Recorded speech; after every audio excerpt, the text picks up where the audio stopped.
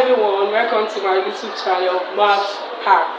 In our last video, we talked about the Roman numeral and the tally system of counting. So we're going to take an example before we go to the counting board and the abacus. Now, if you're given a number 2459 and you are asked to convert it to Roman numeral, remember ancient Romans used capital letters to represent numbers. So you are first going to expand this number the way you have been taught in primary school. So this is 2000 plus 400 plus 50 plus 9. Now, what is 2000? There is no such thing as a letter representing 2000 in the Roman numeral. They have 1000. 1000 is what? M. So as the name implies, 2000, 2 M's.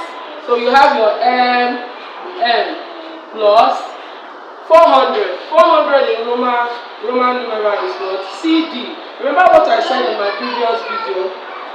Sorry for the quality of the video, we're still working on that. So I said if a smaller number appears in front of a bigger number, you subtract to get the value. So 500 minus 100 will give you what? 400. If you have knowledge of this, it shouldn't give you any problem to find out which number is which letter is which. So this is 50. In Roman numeral it is what? L. Then we have 9.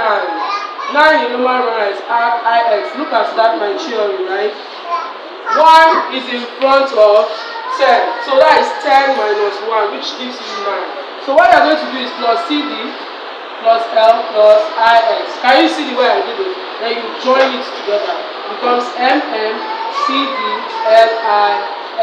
This is 2459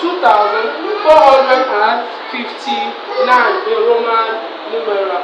So moving along, we are going to talk about the counting board. The counting board here has over 2000 years of documented use. The earliest known counting board is the Salamis tablet.